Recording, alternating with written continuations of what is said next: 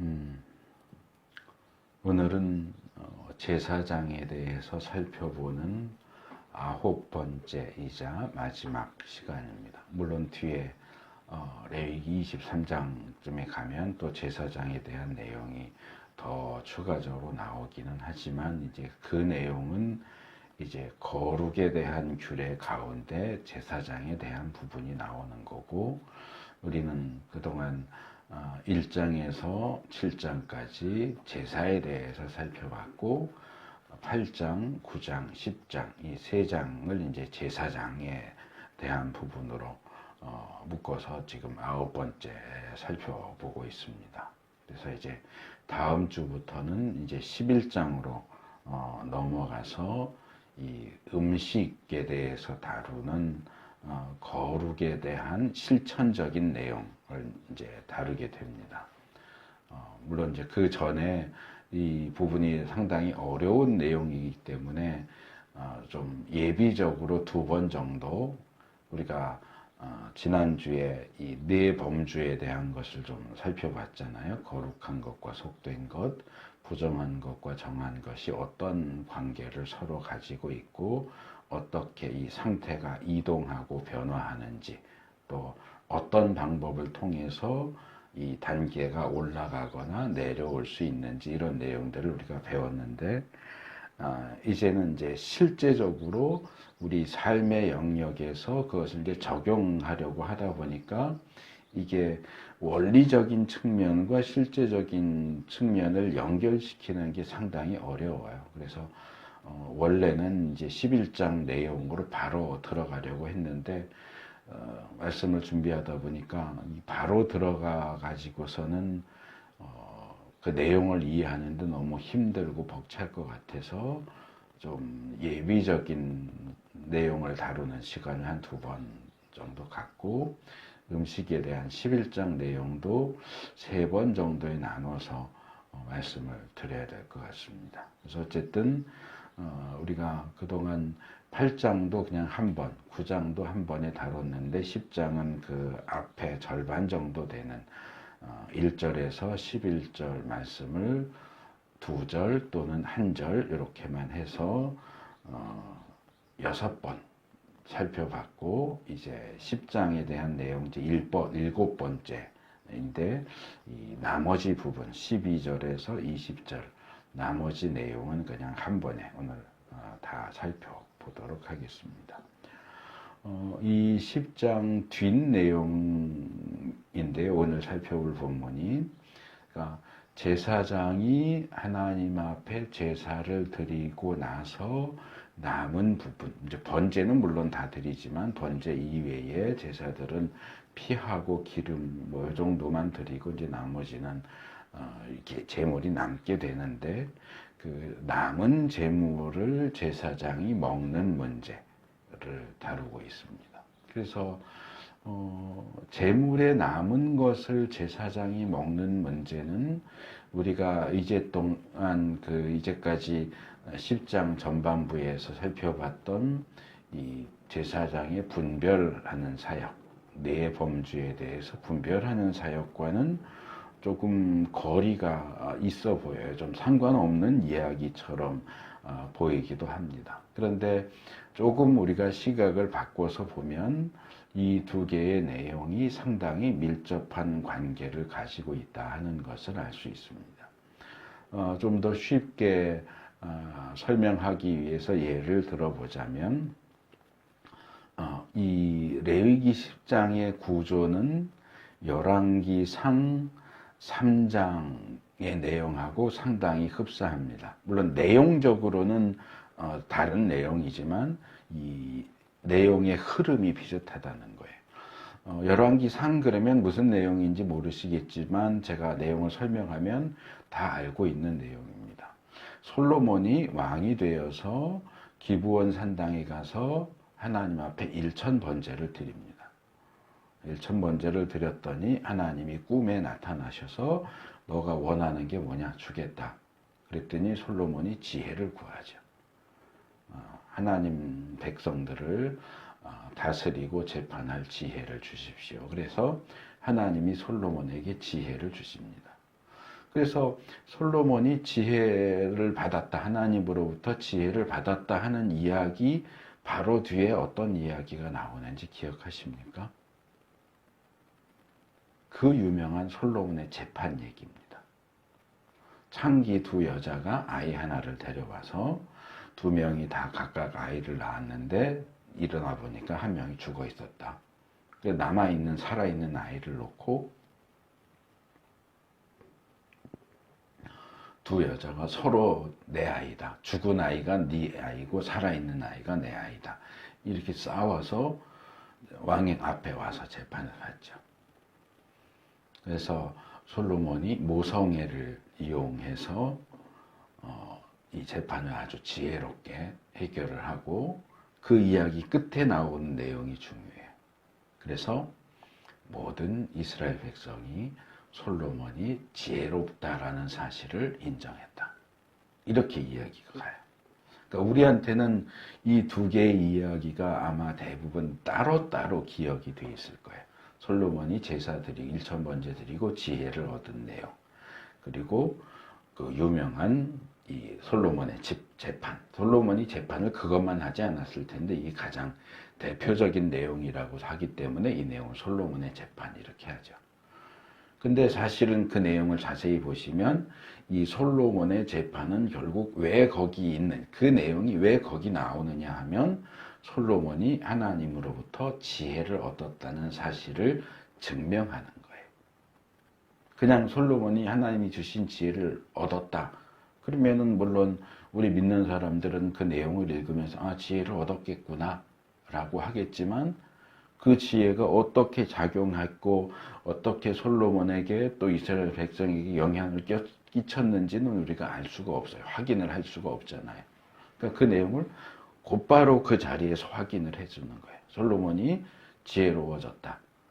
이 어려운 재판을 이렇게 쉽게 해결하는 거 봐라.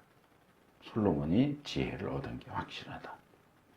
그러니까 본문이 구조가 비슷하다는 게 그거예요. 물론 내용은 전혀 다른 내용인데 지금 10장 전반부에선 뭐예요?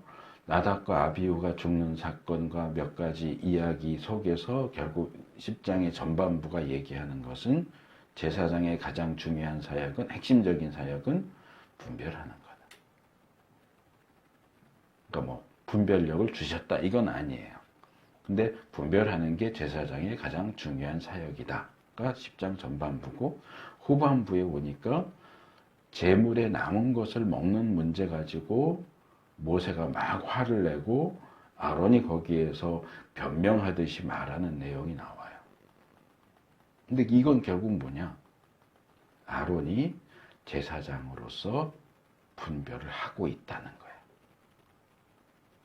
제사장이 분별해야 한다라는 것이 하나님이 주신 명령인데 그 명령에 따라서 아론이 지금 이 문제에 대해서 제사장으로서 분별을 하고 있고, 화를 내던 모세도 아론의 이 분별에 대해서 인정을 할 수밖에 없었다. 그래서 이 문제가 더 이상 커지지 않고 그냥 그 상황에서 그렇게 끝날 수 있었다. 그래서 오늘 우리가 살펴볼 이 10장 후반부 내용은 내용적으로는 제물에 남은 것을 먹는 내용이지만 실제로 이 본문이 우리에게 보여주고자, 제시하고자 하는 내용은 아론이 제사장으로서 분별을 제대로 하기 시작했다 하는 내용이. 그래서 이 두 이야기는 굉장히 밀접한 관계를 가지고 있다. 본문을 조금 더 들여다보면 일단 이 제사에 있어서 제사장의 몫으로 주어지는 것을 어떻게 해야 하느냐, 이제 주로 먹어라 이건데 어떻게 해야 하느냐에 대한 어떤 지침이 12절에서 15절에 먼저 나오고요. 그 다음에 속죄 제물에 남은 것을 먹어야 되는데 먹지 않고 불살랐다. 그래서 이제 이게 문제가 돼요. 16절에서 18절. 그래서 모세가 그것을 찾았는데 없었다. 이미 불살랐다. 그래서 모세가 막 화를 내죠. 그랬더니 이제 19절, 20절에 가면 아론이 그 문제에 대해서 자기의 생각을 얘기하죠. 어떻게 보면 변명하는 것처럼 보이기도 해요. 이렇고 이랬는데 이걸 우리가 먹었다면 하나님이 기뻐하셨겠느냐라고 이제 아론이 이야기를 하고, 그랬더니 모세가 화를 내던 모세가 아론의 말을 듣고 듣고 보니까 정말 그것도 그렇네, 그러고 이야기가 끝납니다.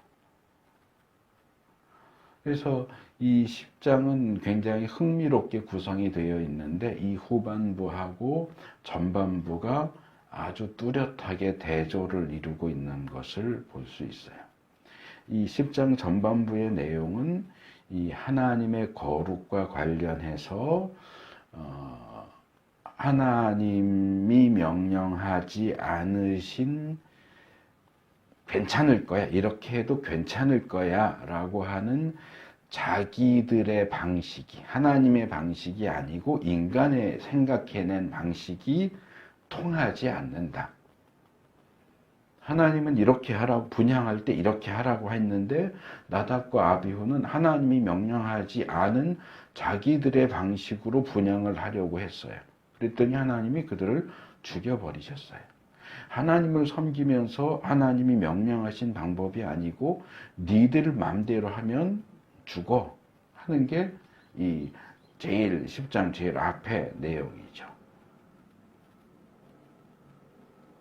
그런데 그런 죄를 저지른 사람을 하나님이 직접 처형하셨기 때문에, 하나님이 정하신 규례를 어긴 죄인들을 하나님이 직접 처형하셨기 때문에, 다행히도 또 아론과 남은 아들들이 모세가 주는 경고의 말씀을 잘 받아들이고 따랐기 때문에 이게 더 큰 문제, 더 큰 사건으로 불거지지 않고 하나님의 진노가 이스라엘에게까지, 남아있는 제사장들과 이스라엘 백성들에게까지 번지지 않고 나답과 아비후가 죽는 선에서 정리가 됩니다. 그냥 끝나죠. 그 외에 별다른 처벌이 없이. 근데 이 후반부의 사건은 아예 처벌이 없어요.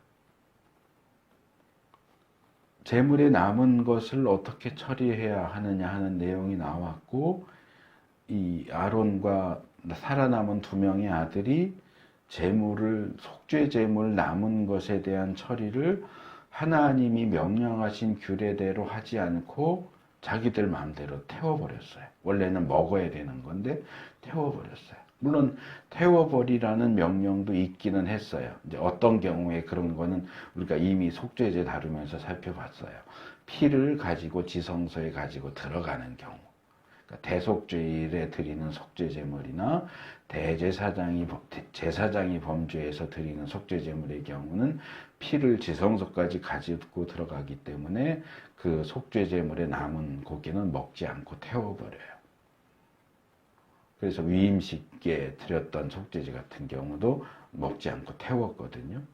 그렇지만 일반 백성들을 위해서 드린 속죄제물의 경우는 피를 성소로 가지고 들어가지 않고 성막들에서 다 처리한단 말이에요.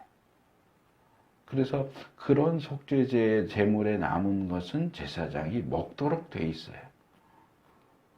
그러니까 먹도록 돼 있는 고기를 먹지 않고 태워버렸다는 거죠. 그러니까 이것도 뭐 분향을 자기 마음대로 하려다가 죽은 나답과 아비후의 범죄나 속죄 제물에 남은 고기를 먹어야 하는데 먹지 않고 태워버린 범죄나 사실 우리가 볼 때는 비슷비슷해요.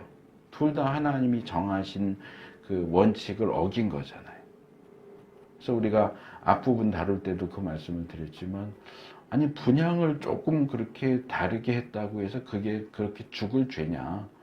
다른 향로 또는 다른 불 썼다고 해서 죽어야 하냐? 우리가 볼 때는 그렇게 중대한 죄 아닌 것처럼 보이는데, 사소해 보이는데도 하나님이 너무 엄하게 하시는 거 아니냐, 그런 이제 이의를 제기해 봤는데, 이제 그게 그렇지 않다는 것도 말씀을 드렸고요.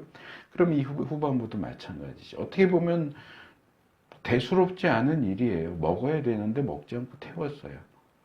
그럼 그럴 수도 있지라고 생각할 수 있는데 앞에 나온 나답과 아비후의 경우를 놓고 보면 이 경우에도 뭔가 큰 일이 날 수도 있다라는 생각이 들어요.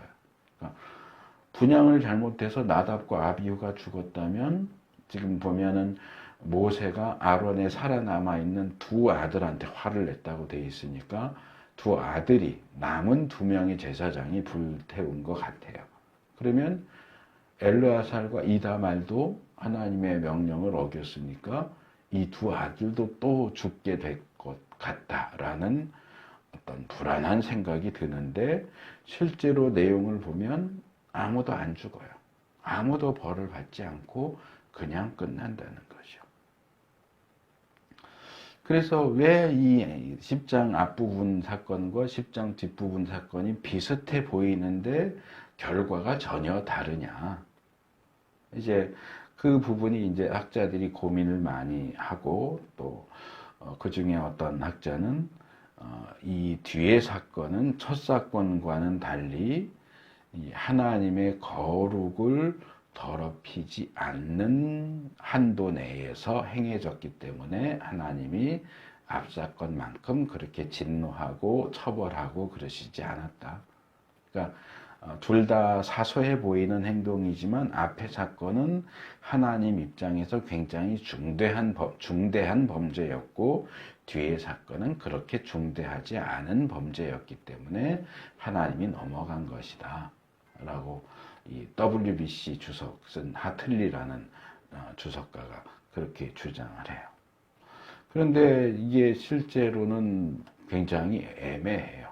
우리가 볼 때는 두 개가 뭐 그렇게 크게 다른지, 어디까지가 하나님의 거룩을 침범하는 영역이고 어디까지가 침범하지 않는 영역인지도 불분명하고, 또 본문이 얘기하려고 하는 게 정말 그거냐.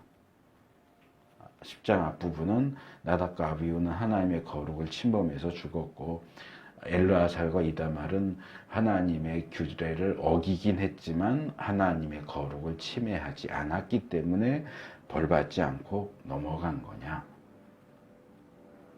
이게 애매하기 때문에 더 많은 학자들은 이 뒷사건이 큰 어떤 처벌이나 재앙 없이 넘어간 것은 제가 조금 전에 말씀드린 것처럼 여기에 아론이 개입했기 때문이다. 아론이 개입해서 제사장으로서의 분별을 올바르게 행하는 바람에 하나님이 넘어가 주신 거다.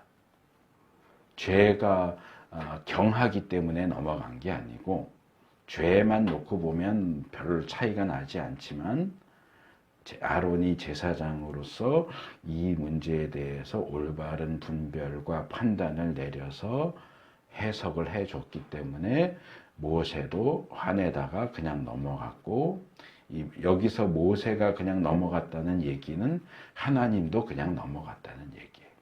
하나님도 아론의 판단을 인정해 주시고 처벌하지 않고 그냥 넘어가신 것이 아니겠느냐. 제가 볼 때는 이 뒤의 설명이 더 타당한 것 같아요.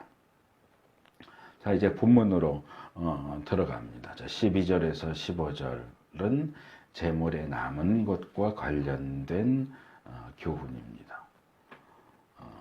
이 부분도 재밌는 게 앞부분하고 뒷부분이 우리 어렸을 때 미술 시간에 데칼코만이라고 해본 경험이 아마 있으실 거예요. 도화지를 이렇게 반으로 딱 접어요. 그리고 접은 반쪽에만 물감을 이렇게 짜고 나서 이렇게 딱 덮으면 왼쪽과 오른쪽이 비슷한 그림이 나오죠. 뭐 예를 들어서 나비다 그러면 나비 한쪽만 이렇게 그리고 이렇게 도화지를 딱 덮어서 꾹꾹 누르면 제대로 된 나비, 이쪽은 물론 물감이 좀 덜 묻기도 하고 희미하기도 하지만 어쨌든 이 양쪽 날개를 다 가진 나비의 모양이 나오잖아요.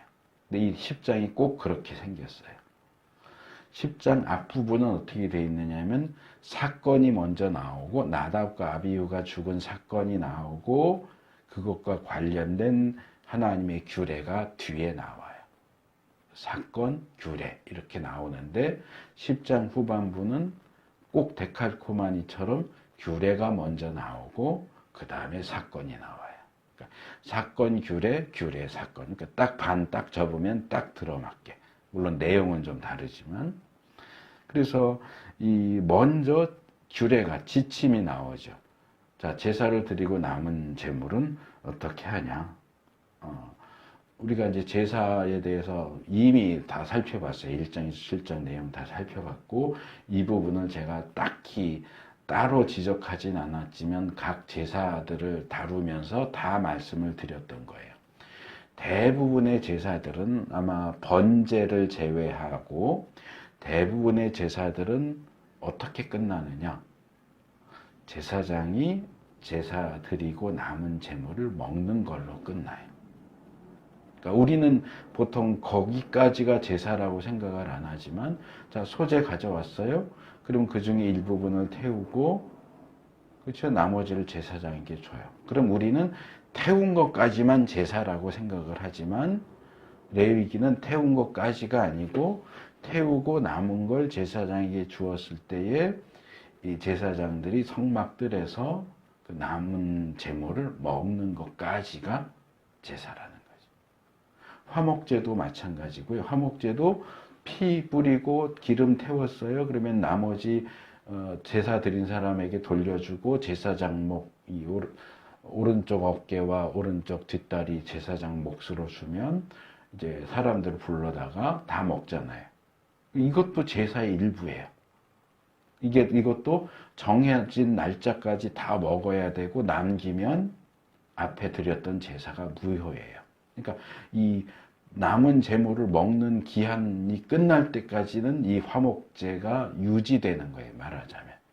그래서 다 먹고 끝할 때 화목제가 끝나는 거예요. 속죄제, 속건제도 마찬가지예요. 제물 드리고 피 뿌리고 남은 고기를 제사장에게 줄 때 제사장이 그것을 먹어야 속죄제사, 속건제가 끝나요. 그래서 모든 제사들은 번제를 제외하면 제사장이 남은 제물을 먹는 것에서 끝난다. 그래서 여기 뭐 이제 소제의 경우, 가루로 드리는 것의 경우, 또 음식으로 만들어 왔을 경우, 그리고 화목제의 경우 이렇게 나오고, 이제 속죄제, 속건제에 대한 내용은 따로 나오지 않지만 그것도 다 포함되어 있는 걸로 볼 수 있어요. 그래서 피를 성소로 가지고 들어가지 않은 것, 들어간 것은 남은 것도 다 태워야 되지만 그렇지 않은 것은 많은 경우 제사장의 몫으로 주어지고, 제사장은 자기에게 주어진 그 몫을 거룩한 곳에서 또는 정결한 곳에서, 여기서 이제 정결한 곳은 이미 그때 지난번에 다 말씀을 드렸지만 제사를 드리고 남은 것들 가운데 어떤 것은 지극히 거룩한 것, 지성물이라고 하고, 어떤 건 그냥 거룩한 것이라고 해요. 그래서 지성물은 성막 바깥으로 가지고 나갈 수가 없어요. 그래서 지성물은 제사장에게 주어지고, 제사장들은 성막들에서, 아마 성막 들어가서 왼쪽일 거라고 그랬어요. 오른쪽은 제물 잡는 장소니까 왼쪽에서 먹어야 되고, 그러나 화목제물에 남은 것 같은 경우는 지극히 거룩한 게 아니고 그냥 거룩한 거예요. 거룩한 것은 성막 바깥으로 가지고 나갈 수 있어요. 그러니까 제사장도 자기에게 주어진 목 중에 그냥 거룩한 것은 가지고 가서 집에 가서 가족들과 함께 먹을 수 있어요. 우리가 아까 읽은 본문에도 그 거룩한 것이므로 가서 너희와 너희 아들들과 너희 딸들도 같이 먹을 수 있다, 이런 내용이 나오잖아요. 그건 거룩한 거예요. 지극히 거룩한 것은 그렇게 집에 가져가서 먹을 수가 없어요. 성막들에서만 먹어야 돼요. 그래서 뭐 어떤 게 지극히 거룩하고 어떤 게 거룩한 거냐는 이미 예전에 다뤘기 때문에 지금 여기서 따로 다루지는 않을 거예요. 그래서 어쨌든 제물에 남은 것을 성막들에서든지 집에 가지고 가서든지 제사장이 그것을 먹어야 그 제사가 제대로 정상적으로 끝난 것으로 볼 수 있다. 이게 이제 기본적인 이 재물의 나머지의 처리에 대한 규례예요. 12절에서 15절. 이제 규례가 먼저 주어지고, 그 다음 이제 상황으로 넘어가요. 16절에서 20절. 이제 여기는 이제 앞에는 소재물과 화목재물 남은 것에 대한 얘기만 나왔지만, 여기로 넘어오면 이제 속죄재물의 나머지에 대한 얘기로 넘어가는데, 이건 규례가 아니고 실제 상황이에요. 이 부분도 우리가 속죄제를 다룰 때 말씀을 드렸고, 특별히 제가 좀 강조해서 설명을 했던 부분이에요. 속죄제의 경우 하나님 앞에 속죄 제물로 드리고 남은 것을 제사장의 몫으로 주는데, 제사장이 자기에게 주어진 속죄 제물의 나머지를 먹어야 속죄가 완성된다 하는 거예요. 사실 이 내용은 속죄제를 다루고 있는 4장, 5장 전반부에는 나오지 않는 내용이에요. 그러니까 고기 먹는 얘기는 나오지만, 그 고기를 먹는 행위가, 제사장이 속죄제의 나머지를 먹는 행위가 속죄를 완성한다는 내용은 거긴 나오지 않고 여기 나오는 거예요. 여기서 모세가 화를 내면서 그 얘기를 하죠. 그 속죄 제물의 남은 고기는 너희들이, 제사장들이 먹어서 속죄를 하기 위해서 너희에게 주신 건데, 그걸 태워버리면 어떡해? 라고 얘기를 하죠. 그럼 반드시 먹어야 되는 건데, 이 부분도 사실은 굉장히 이해하기 어려운 부분이에요. 그래서 뭐 거룩이 전염되느냐, 왜 그 고기를 제사장이 먹으면 속죄가 완성되느냐, 학자들이 여러 가지로 논쟁을 굉장히 심하게 하는데, 저는 일단 본문에 나오기는 하지만 무언가를 먹는 걸 통해서 죄 사함을 받는다라고 하는 것은 굉장히 희귀한 케이스다. 성경에 일반적으로 나오는 그런 내용이 아니고, 이 속죄제물의 나머지를 먹는 규례는 소제나 화목제의 남은 제물을 먹는 규례와 거의 똑같기 때문에, 우리가 어떤 이해할 수 없는 어떤 비슷한 측면에서 하나님이 그냥 그렇게 규정하셨기 때문에 그런가 보다 하고 넘어갈 수밖에 없지 않겠느냐. 그래서 속죄제사 자체도 마찬가지죠. 피가 죄를 속한다. 피를 제단 뿔에 바르고 제단 옆에 뿌리고 부어버리고 하는 그런 행동을 통해서 죄가 씻겨진다라고 얘기하지만, 엄밀하게 말하면 피를 제단에 바르고 뿌리고 해봐야 사람이 지은 죄하고는 사실적으로 아무런 관계가 없어요. 자, 제가 죄를 지었어요. 어떤 사람에게 죄를 졌는데, 제가 나름대로 시스템을 만들어 가지고, 내가 이 사람한테 죄를 졌는데, 내가 이렇게 침 발라서 여기 있는 시계에 이렇게 바르면 내 죄가 용서돼. 그렇게 주장한다고 쳐요. 그러면 제가 침 시계에 바르는 것하고 제 죄가 없어지는 거하고 무슨 관계가 있어요? 아무 관계가 없어요. 그럼 죄는 졌는데,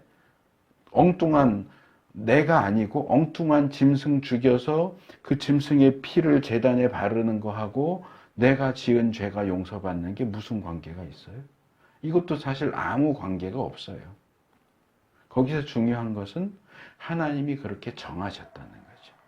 네가 범죄했는데 그 죄를 용서받으려면 짐승을 죽이고 피를 제단에 바르는 방식으로 그렇게 속죄 제사를 드리면 내가 네가 지은 죄를 용서해 줄게.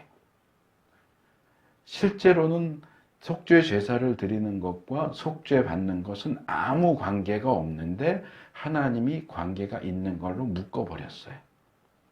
그리고 내가 정한 그대로 속죄 제사를 제대로 드리면 내가 죄를 용서해 줄 테니까 범죄했을 때는 속죄 제사를 드려. 그래서 속죄 제사를 드리는 거예요. 그러니까 속죄 제물의 남은 것을 제사장이 먹어야 죄의 문제가 완전히 해결된다. 이것도 실질적으로 이 두 개가 무슨 관계가 있냐? 속죄 제물 남은 걸 먹는 것과 죄 사함이 완성되는 것이 실제적으로 무슨 관계가 있느냐를 따지면 답을 찾을 수가 없다고 생각해요, 저는.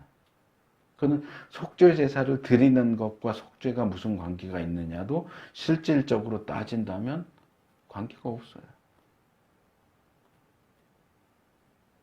제사에 있어서 제사 드리는 사람이 제물의 머리에 이렇게 안수하는 것이 속죄랑 관련이 있다. 그럼 안수하는 게 무슨 관계가 있어요?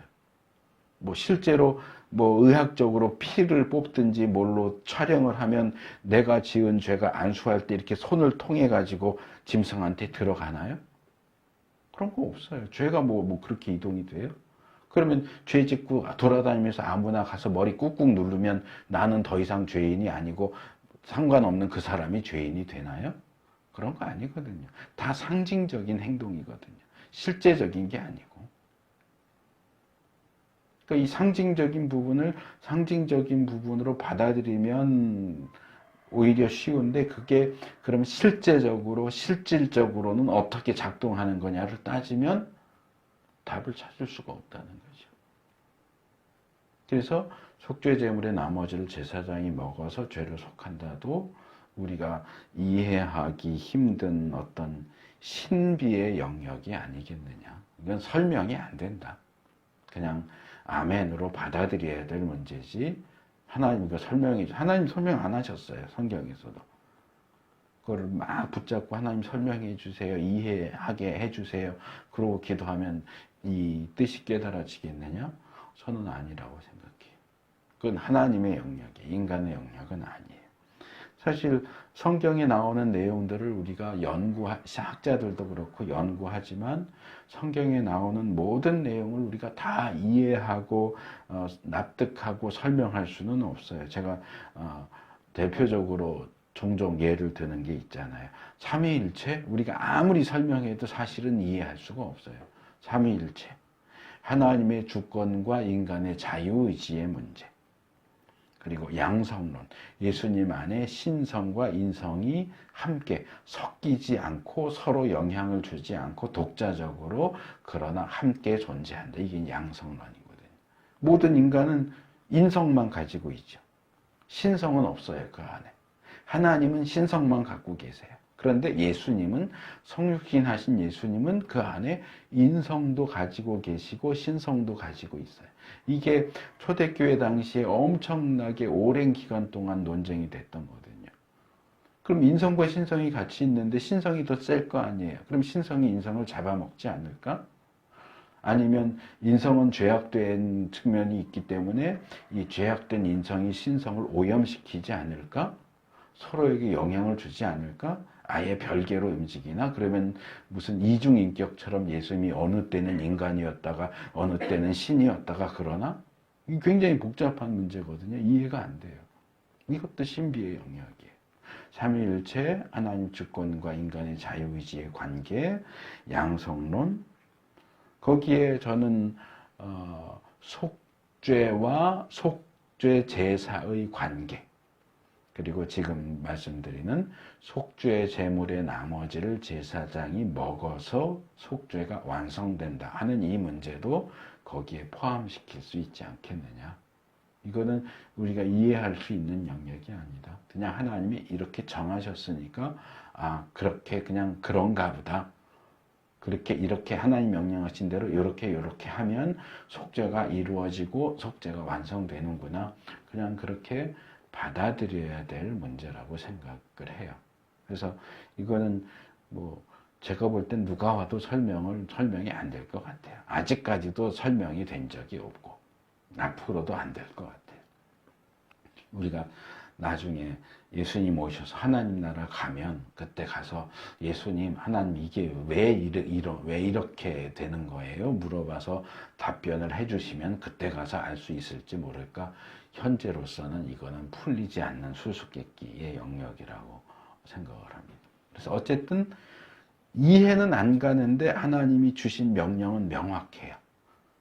일반 백성들을 위해서는 속죄제는 피 뿌리고 기름 태우고 나머지는 제사장에게 주어서 제사장이 그 고기에 남은, 그러니까 다 주는 건 아니에요. 아마 어깨하고 뭐 이렇게 일정 부분만 줬겠죠. 그 일정 부분 제사장의 몫으로 주어진 그 고기를 먹어야 속죄 제사가 완성된다. 그러니까 제사장은 왜 이걸 먹으면 속죄가 완성돼? 물어볼 게 아니고 자기에게 주어진 몫을 먹으면 되는 거예요. 그게 이제 하나님의 규례죠. 근데 모세가 이렇게 재물 남은 걸 어떻게 처리해야 되는지를 규례를 먼저 얘기하고 나서는 갑자기 야 근데 오늘 속죄 제물 드렸지, 속죄 제물 드리고 남은 거 어떻게 했냐? 라고 확인을 해요. 이거는 모세가 뭔가 시비 걸려고, 아론이나 엘르야살, 이다말 제사장들 시비 걸려고, 흠잡으려고 그랬던 것 같지는 않아요. 아마 그냥 제 생각에는 그냥 불현듯 생각이 난 것 같아요. 혹시 좀 불안한 생각. 왜? 제대로 제사장으로 다 세웠다고 생각을 했는데 이 나답과 아비후가 지 멋대로 하다가 죽었단 말이에요. 그러니 이 재물 나머지 처리하는 것도 혹시라도 또 지 멋대로 한 거 아니야? 또 나답과 아비후 꼴 나는 거 아니야? 이런 어떤 불안함이 느껴져서 이거 내가 확인해 봐야 되겠다. 그래서 확인을 했을 것 같아요. 아마도.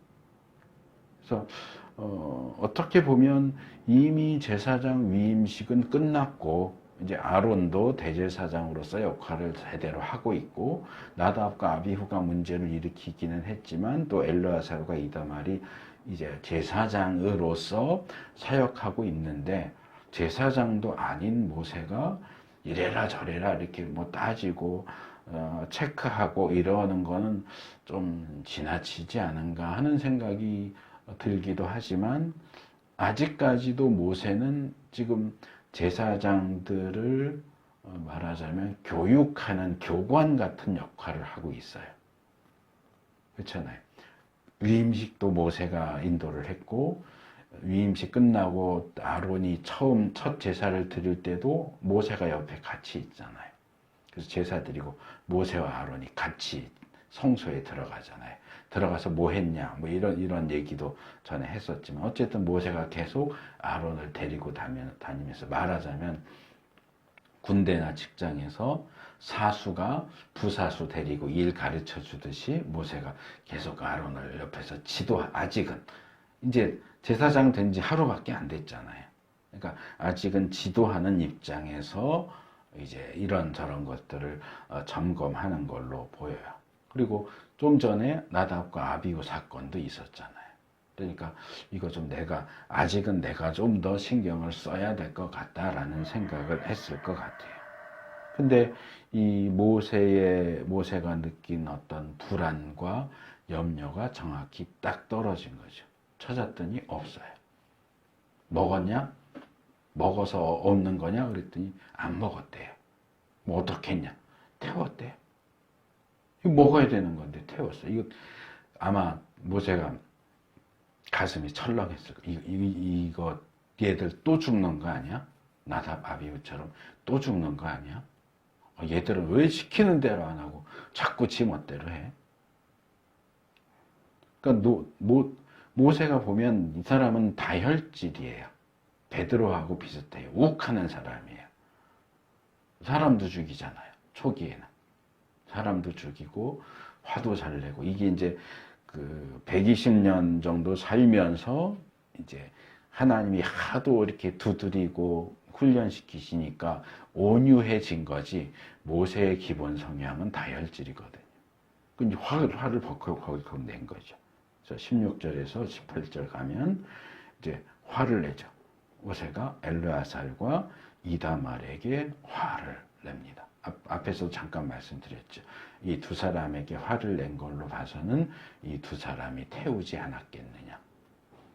이거 어떻게 써? 그랬을 때 아마 엘르아살하고 이다말이 대답을 했겠죠. 그거 저희가 태웠는데요. 그러니까 이제 그들에게 화를 냈겠죠. 근데 레위기 9장 7절에서 8절을 보면 백성들을 위해서 속죄 제사를 드린 사람은 아론이에요. 엘르아살과 이다말이 아니고 아론이 속죄 제사를 드렸어요. 그러면 그 제물의 나머지를 먹어야 하는 사람도 아론이었을 것이고, 뭐 일부러 그랬는지 깜빡하고 그랬는지 모르지만 그 제물을 먹어야 하는 제물을 태운 것도 아론이었을 가능성이 더 높지 않을까? 왜? 그 제사를 집례한 대부분 그 제물의 나머지는 그 제사를 집례하는 사람에게 우선권이 있단 말이에요. 먼저 주거나 모든 제사장의 몫으로 주더라도 제사를 집례한 사람에게 줘서 그 사람이 나눠주게 하거든요. 그러면 이 백성을 위해서 드린 속죄제와 그 속죄제의 나머지 부분을 처리하는 문제도 사실은 아론이 책임을 져야 되는데, 지금 모세는 아론에게 뭐라 그러는 게 아니고 엘르아살과 이다말에게 화를 내고 있어요. 그러면 이거는 뭔가 화를 내야 할 대상이 잘못된 거죠. 엉뚱한 사람한테 화를 내는 것일 수도 있어요. 근데 이제 레위기 9장 9절, 12절, 18절, 19절 이 보면 아론이 제사를 드리기는 하는데 아론이 혼자서 모든 걸 다 하는 게 아니고 이 네 명의 아들들이 옆에서 보조했다 하는 내용이 나온단 말이에요. 그래서 이 보조하는 과정에서 어떻게 보면 좀 덜 중요한, 옷을 갈아입어야 되잖아요. 이거 태워야 되는 것은 진 바깥에 그 태우는 장소가 따로 있어서 거기 태워야 되는데, 이것 지난번에도 말씀드렸어요. 성막 안에서는 제사장 의복을 입고 모든 일을 하지만 이걸 태우러 나갈 때는, 또는 재를 모아서 버리러 갈 때는 어떻게 해요? 그 성막 입구에서 옷을 갈아입어요. 제사장 의복을 벗고 일반 옷을 입고 가지고 나가서 버리고 들어올 때는 다시 성막 입구에서 옷을 다시 또 갈아입어요. 아마 목욕도 같이 했을 거예요. 갈아입을 때마다. 목욕하고 옷 갈아입고 다시 성막 안으로 들어와서 또 일하고. 그러니까 이게 좀 번거롭고 수고로우면서도 좀 덜 제단에 피를 바르거나 기름을 태우는 것에 비하면 조금 중요도가 떨어지는 일이다 보니까 어쩌면 이 보조 역할을 하던 제사장들이, 아론의 아들들이 그 일을 했을 가능성도 있고, 아니면 이제 아론이 제사장이니까, 대제사장이니까 어떤 대제사장의 체면을 생각해서 원래는 아론한테 화를 내야 되는데 아론의 아들들에게, 직급이 하나 낮은 아론의 아들들에게 화를 냈다. 이 유대인 유명한 주석가 라시라고 하는 주석가가 있는데 그 사람은 그렇게 설명을 해요. 아론의 체면을 살려주기 위해서 사실은 아론을 책망해야 되는데 아론의 아들들에게 화를 낸 것이다. 뭐 여러 설명들이 나오는데 뭐 우리로서는 정확한 상황을 알기는 어렵죠. 근데 어쨌든 모세가 이렇게 화를 내는 장면은 모세오경에 그렇게 많이 나오지는 않아요. 모세가 다혈질이긴 하지만 뭐 제가 좀 찾아서 정리를 했더니 성경에서 모세가 화를 냈다, 화가 났다 이렇게 나온 장면은 출애굽기 16장의 만나와 관련해서, 이건 이미 우리가 다룬 거죠. 안식일에는 만나가 내리지 않을 테니까 거들어 나가지 마라 그랬는데 안식일에도 나갔기 때문에 모세가 화를 내면서 왜 말을 안 들어? 그리고 화를 낸 장면이 나오고요. 또 출애굽기 32장 금송아지 사건에서 모세가 화를 내는 장면이 나오고, 그 다음에 출애굽기에는 그 두 개밖에 없어요. 그리고 민수기 16장에 이 다단 아비람, 뭐 고라를 비롯해서 이제 반역 사건이 일어나면서 모세 뭐 너만 뭐 특별히 잘났다고 네가 왜 지도자 행세하냐? 우리도 너만큼 지도자 역할 할 수 있는데 왜 네가 혼자 지도자 역할을 독점해 하고 반역을 일으킬 때 모세가 화를 냈다는 내용이 나오고, 그 다음에 31장에 미디안과의 전투 내용에서 모세가 화를 냈다 하는데, 그러니까 4번 정도밖에 안 나와요, 모세오경에서. 근데 여기에 또 모세가 화를 냈다는 내용이 여기 하나가 더 추가가 되는 거죠. 그러니까 모세가 다혈질인데도 불구하고 이렇게 드러내놓고 화를 낸 경우는 물론 더 있었을 수 있죠. 더 있었을 수 있지만 어쨌든 모세오경에는 기록이 몇 번 안 나온다는 거죠. 5번 정도밖에 안 나온다는 거죠. 그 얘기는 정말 굉장히 많이 화가 났다는 얘기예요. 지금 모세가 이렇게 화를 내는 이 문제는 굉장히 심각한 문제다. 이 사건은 굉장히 심각한 사건이다. 나답과 아비후 죽었을 때도 모세가 화냈다는 내용이 안 나오잖아요.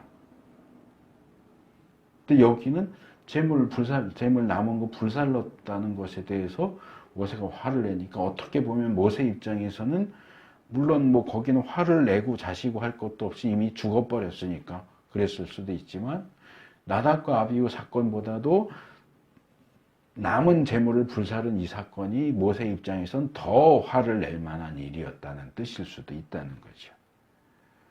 그리고 뭐 그 내용이 나오진 않지만 모세 마음속에는 그랬겠죠. 야, 이거 나답과 아비후 사건 때도 하나님 명령을 어겨서 제사장이 죽고 잘못하면 남아있는 제사장들 전부 그리고 이스라엘 백성 전체가 하나님의 진노의 대상이 돼서 다 망할 수도 있었는데, 야, 이게 어떻게 엎친 데 덮친 격으로 또 금방 또 이렇게 문제를 일으키냐. 이것도 엘르아살 이다말도 또 죽는 거 아니야?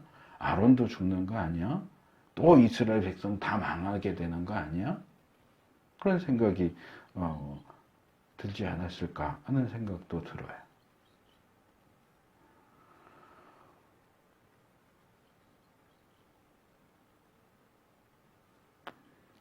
근데 문제는 이 내용을 우리가 지금 이 10장 뒷내용을 우리가 오늘 다 읽었어요. 뭐 우리가 빼고 안 읽은 내용 없어요.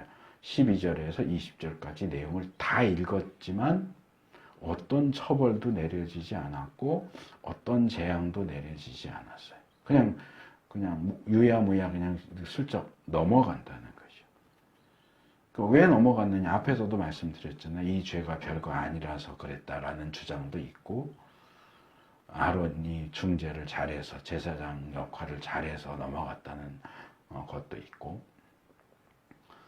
그래서 우리가 결과적으로는 이게 크게 문제시 되지 않고 처벌도 재앙도 없이 넘어갔기 때문에 결론적으로 지금 이 엘르아살과 이다말이 하나님의 규례를 어기긴 했지만 이 경우는 그렇게 중요하지 않아, 별거 아니야 라고 말하거나, 이거는 모세가 너무 오버한 거야, 모세가 너무 쓸데없이 화를 낸 거 아니냐, 이렇게 말하기는 어려워요. 어쩌면 이 실수가 나답과 아비후의 잘못만큼 심각하지 않는 것이라고 할지라도 이들이 잘못한 건 분명해요. 잘못한 것도 분명하고, 또 이 사건이 나답과 아비후가 죽는 사건 직후에 발생했기 때문에 이게 지금 어떤 식으로 이 사태가 번져나갈지 전혀 추측을 할 수 없는 상황이에요. 우리 이제 결론을 알기 때문에 이게 별일 없이 끝났어 라고 알 수 있지만, 현재의 모세로서는, 화를 내고 있는 모세 입장에서는 얼마나 조마조마했을까요? 이거 앞으로 이게 어떻게 될지 전혀 알 수 없는 상황이잖아요. 그리고 이게 애매한 게, 이 제사장들이 속죄 제물에 남은 것을 태운 게 실수로 태운 건지 아니면 그걸 먹어야 된다는 걸 아는데 알면서도 고의적으로 태웠는지, 이 실수가 정말 실수인지 고의적인 실수인지도 불분명하다는 거예요. 그래서 이것도 학자들이 많이 논의하는 주제 가운데 하나입니다. 이게 고의냐, 이 속죄제물 나머지를 태운 게 고의냐 실수냐. 이제 이어지는 아론의 어떤 변명에 대해서도 이게 아론이 변명하는 거냐 해석하는 거냐,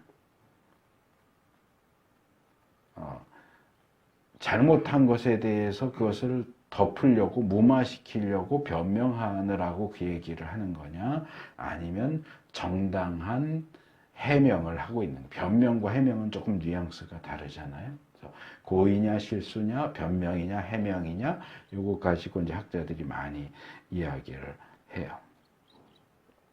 뭐 제사장들이 아직 초보기 때문에 실수했다 이렇게 주장하는 학자들도 있고, 이거는 고의적인 거다 이렇게 얘기하는 학자도 있고, 뭐 우리로서는 답을 내리기 어려운데, 어쨌든 이 상황에서 이제 19절로 넘어가면 이제 아론의 답변이 나오죠. 이 전반부 사건, 나답과 아비후가 죽은 이 사건에 있어서는 아론이 모세가 뭐라고 얘기해도 아무 말을 안 해요. 침묵했다 그랬죠. 그 침묵한다에 사용된 이 히브리 단어가 다맘이 굉장히 강력한 의미를 가진 단어다라고 말씀을 드렸죠. 근데 여기서는 침묵하지 않아요. 대답을 하죠. 보십시오. 오늘 내 아들들이 속죄를 받으려고 주님 앞에 속죄 제물과 번제물을 바쳤습니다. 그런데 이런 참혹한 일이 오늘 나에게 닥쳤습니다. 그러니 내가 무슨 염치로 오늘 그들이 바친 속죄 제물을 먹는단 말이요. 내가 그들이 제물로 바친 고기를 먹으면 주님께서 정말 좋게 보아 주시리라고 생각합니까? 앞에서 제가 레위기 9장에 보면 백성들을 위한 속죄제는 아론이 집례를 했다. 아론의 아들들은 아론을 보조했다 라고 했는데, 여기 19절에서 아론은 이 속죄제물을 자기 아들들이 드렸다. 속죄제물과 번제물을 내 아들들이 드렸다 이렇게 얘기를 하죠. 그래서 이 9장의 그 부분과 이 부분이 서로 모순되는 것처럼 보이지만 완전히 모순되고 해결이 안 되는 건 아니에요. 제가 볼 때는 지금 본문의 기록은 그때그때 상황에서 누가 했느냐를 그냥 객관적으로 이렇게 기록을 한 걸로 보이고, 지금 본문에 나오는 아론의 발언은 구체적으로 누가 집례했느냐를 따지는 게 아니고, 그냥 나와 내 아들들이, 제사장들이 그냥 같이 협력해서 속죄제물과 번제물을 드렸다. 그냥 그렇게 얘기하는 것 같아요. 그리고 이제 나답과 아비후가도 죽었고, 지금 모세가 엘르아살과 이다말에게 화를 내고 있으니까 그 아들들과 관련해서 아들들도 나와 함께 제사를 드렸다, 그런 의미에서 아들들이 제사를 드렸는데 라고 이 둘이 뭉실하게 얘기를 하는 것 같아요. 그래서 이거죠. 오늘 제사장들이 모두 협력해서 하나님 앞에 속죄 제물과 번제물을 바쳤는데, 그런데도 불구하고 그렇게 하나님 앞에 제사를 드린 제사장들의 거의 절반이, 5명 중에 2명이니까 거의 절반이죠. 거의 절반이 죽었다. 그러면 오늘 우리가 드린 번제물과 속죄 제물도 이 죽은 나답과 아비후의 목도 들어있어요. 5명이 같이 드린 거니까. 그럼 죽은 제사장이 드린 제물의 나머지도 뭔가 오염이 됐을 수도 있고 하나님이 기뻐하지 않을 수도 있는데, 벌받아서 죽은 제사장이 드린 제물의 나머지를 우리가 먹었다면 하나님이 그것을 좋게 생각하시겠느냐? 하나님이 그걸 다 좋게 생각하셨다면 나답과 아비후도 안 죽었을 텐데 하나님이 기분 좋게 생각 안 했기 때문에 나답과 아비후를 죽이신 거 아니냐. 근데 나답과 아비후까지도 협력해서 드린 그 제사의 남은 제물을 우리가 먹기는 너무 꺼림직하다. 하나님이 좋아하실 것 같지 않아서 태웠다. 이러면 이제 고의로 태운 게 되겠죠. 그래서 아론의 대답을 들으면 이거 태운 게 알지만 일부러 태웠을 가능성이 높아 보이기도 해요. 아니면 뭐 다른 부분도 생각할 수 있겠죠. 지금 아들들이 죽고 형들이 죽었는데 무슨 정신이 있겠어요. 그것도 하나님 앞에서 불이 나와서 죽었는데 그 상태에서 정신을 냉정하게 차리고 그래도 이거 우리가 먹어야 되는 몫이니까 먹자. 그리고 먹지 못했을 가능성도 있어요. 그러니까 알지만 고의적으로 무시해서 태웠을 수도 있고 알지만 겁이 나서 못 먹었을 수도 있고 정신이 하나도 없어서 그냥 얼결에 태웠을 수도 있고 이건 우리가 뭐라고 딱 집어서 말하기는 어려워요. 그래서 아까도 말씀드린 것처럼 학자들이 이건 단순한 변명이다 아니면 정당한 해명이다 이렇게 서로 논쟁을 하고 있는데 저는 종합적이라고 생각을 해요. 이게 너무나 당황스럽고 그리고 두려운 상황 속에서 그들이 어떤 행동을 했는데 그들이 취한 그 행동을 이게 고의적인 거냐 실수냐 이렇게 흑백 논리로만 따질 수는 없고 복합적으로 봐야 되지 않느냐. 이 중에 그 장신대에서 가르치셨던 김중은 교수님이 그 레위기에 대한 책에서 이렇게 설명하는데 저는 이게 가장 괜찮아 보여요. 아론은 충격으로 자신의 감독이 소홀했던 책임을 통감하면서 속죄 제물의 고기를 찾아 먹을 정신과 여유가 없었음을 고백했다. 이렇게 설명을 하거든요. 뭐 여러 견해들이 있는데 저는 이게 그냥 그나마 제일 자연스러운 설명이 아니겠는가. 충격도 있고 두려움도 있고 이건 뭐 고의 반 실수 반 먹자니 두렵기도 하고 정신이 없기도 하고 챙겨서 먹어야 되는데 챙겨 먹을 정신도 없고 근데 이제 여기서 중요한 건 이게 고의냐 실수냐가 아니고요. 지금 아론의 이 답변이 제사장으로서의 분별에서 나왔다는 거예요. 지금 아론이 정신이 아직도 없을 텐데도 어쨌든 분별을 하고 있다는 거예요. 이게 제사장으로서의 분별이라는 것을 어떻게 알 수 있느냐? 신명기 26장 14절에 이것과 비슷한 내용이 나옵니다. 지금 아론의 발언과 비슷한 경우가 하나님의 명령으로 하나님이 주시는 어떤 규례로 같은 내용이 주어지고 있어요. 그 얘기는 뭐냐? 본문과 신명기 26장 14절을 같이 묶어서 보면 하나님이 아론의 발언을 정당하다고 인정해 주셨다는 거예요. 너의 제사장으로서의 상황 판단, 분별은 적당하다, 적합하다. 그래서 나중에 신명기에 가서 제사와 관련 규례를 얘기하실 때 아론이 얘기했던 내용을 거기에 반영하신 거죠, 하나님. 그러니까 뭐야? 너 말이 옳다는 거죠. 모세만 아론의 말이 옳다라고 한 게 아니고 하나님도 아론의 그 분별과 발언이 옳다고 인정하신 거예요. 법적으로.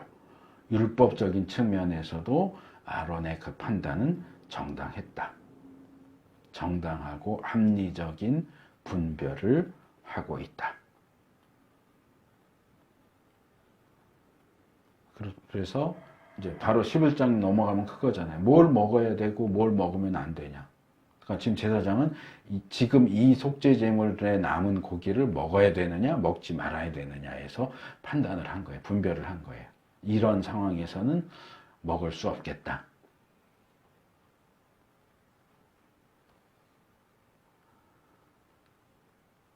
그래서 이 제사장의 분별이 꼭 뭐 생활과만 관련된 게 아니고 제사하고도 연결해서 이렇게 분별력이 행사되고 있는 것을 볼 수 있습니다. 그래서 이제 마지막 20절에 넘어오면 모세의 반응이 나오죠. 이 말을 듣고 보니 모세도 그렇겠다는 생각이 들었다. 모세가 지금 화가 나 있는 상태에서 아론의 발언을 들었는데 화가 풀렸어요. 듣고 보니까 그렇겠다 라는 생각이 들었다는 거죠. 아까 말씀드린 것처럼 이 모세의 반응은 결국은 하나님의 반응인 거예요. 그래서 죽은 제사장들에 대해서 아론과 그의 아들들은 애통해서도 안 되고 장례식장에 참석해서도 안 되고, 하지만 형제 이스라엘은 대신 애통해 줄 수 있다라는 것에 대해서 제가 그 정중호 교수님 감동적인 설명을 소개해 드렸었는데, 여기 이 부분도 이 정중호 교수님의 설명이 참 좋은 것 같아서 이 부분도 제가 좀 요약적으로 소개를 하려고 그래요. 이렇게 얘기해요. 이 사건을 통하여 아론이 이전보다 훨씬 더 성숙한 모습과 위치로 올라가게 되었음은 분명하다. 새로운 상황에 적절하게 대처하는 능력 있는 제사장이 된 것이요. 모세도 배울 점이 있는 제사장이 된 것이다. 그는 비극을 통해서도 새로운 신학적 사고를 할 수 있는 제사장이 되었다. 아들들이 죽는 이날, 아론은 처음으로 하나님으로부터 말씀을 직접 들을 수 있었다. 레위기 10장 11절 그 얘기죠. 8절.